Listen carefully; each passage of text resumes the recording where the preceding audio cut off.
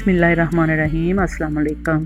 बहुत ही हेल्दी और बहुत ही बेहतरीन किस्म का एक और टोटिया रैप की रेसिपी मैं आपके लिए लेके आई हूँ। इसको आप लोग कॉलेज यूनिवर्सिटी वगैरह में लंच बॉक्स में साथ लेके जा सकते हैं, हस्बैंड वगैरह को लंच बॉक्स में दे सकते हैं। बिस्मिल्लाहिर्रहमानिर्रहीम।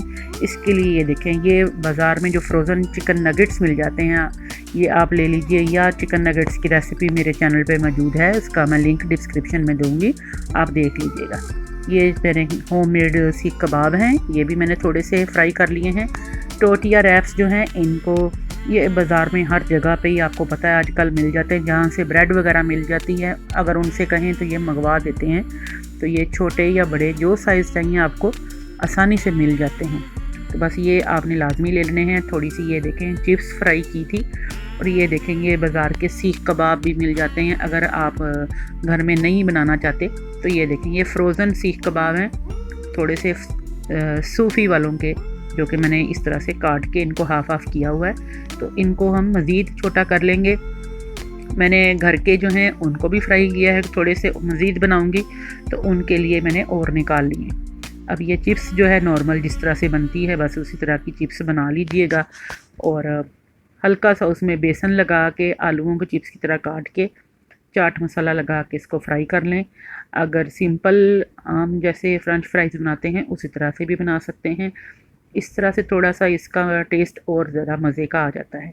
चलें चिप्स फ्राई करके इसको भी निकाल के एक साइड पे कर लेते हैं। चिप्स भी पड़ी है हमारी, और ये फ्रेश सैलड, जो भी सीजनल सैलड है आपके पास, मेरे पास प्याज टमाटर और खीरा था, मैंने डाल दिया। आप गाजर शिमला मिर्च बंद गोभी भी ऐड कर सकते हैं। और ये चिप्स हमारी जो है ये एक साइड पे अब इसको रख लेते हैं, ये भी बेहतरीन सी हमारी क्रिस्पी और गर्मा गर्म है। इसके साथ साथ हमने एक डिप तैयार की है सॉस। हमने हाफ क्वांटिटी में म्यूनीस और केचप ले ली है, और थोड़ी सी इसमें चिली गार्लिक सॉस डाली है। बस अब इसको मिक्स करके एक साइड पे कर लिया। अब ये टोटिया रैप्स आपके सामने हैं, मैंने बड़े वाले टोटियाज़ लिए हैं। तो ये जो हमने सॉस बनाई है मेयोनीज़ और केचप की, इसको थाउजेंड आइसलैंड ड्रेसिंग भी कहा जाता है। इस सॉस को जो है थाउजेंड आइसलैंड ड्रेसिंग भी कहते हैं। मैं इसकी भी आपको इंशाल्लाह रेसिपी बता दूंगी। तो बहुत आसान है इसको बनाना। नगेट्स जो हैं उनको आपने छोटे छोटे पीसीज में काट लेना है। सबसे पहले हमने सॉस लगाई, उसके ऊपर से हमने सैलड डाल दिया, खीरे प्याज टमाटर जो आपके पास हैं आप डाल सकते हैं। ये बड़ा ही झटपट बनने वाले हमारे जो हैं रैप्स हैं।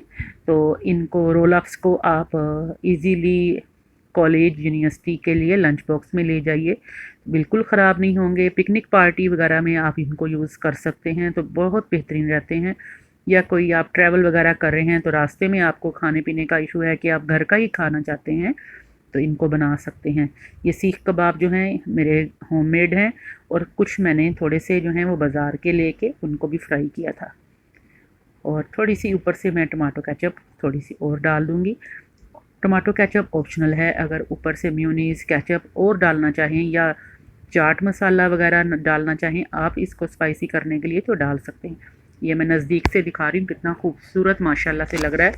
तो ये बहुत ज़बरदस्त हमारे रोल अप्स बन गए हैं टोटिया रैप्स। इनको अब आपने फ़ोल्ड करना है थोड़ा सा ट्रिकी तरीके से। ये देखें, एक साइड से पहले आपने किनारा जो है इसका इस तरह फ़ोल्ड कर देना है, और अब आपने इसको रोल कर लेना है। बहुत आसान है इनको रोल करना। आप चाहें तो इसको तवे पे इसको हल्का सा ग्रिल भी कर सकते हैं अगर आप करना चाहें, या इसी तरह से ही आप इसको रैप अप करके तो इसको रख लीजिएगा। मैं काट के आपको इसको दिखा देती हूँ, एक इसी तरह से, और दूसरा जो है उसको हम तवे पे हल्का सा सेक के भी दिखा देंगे ग्रिल करके।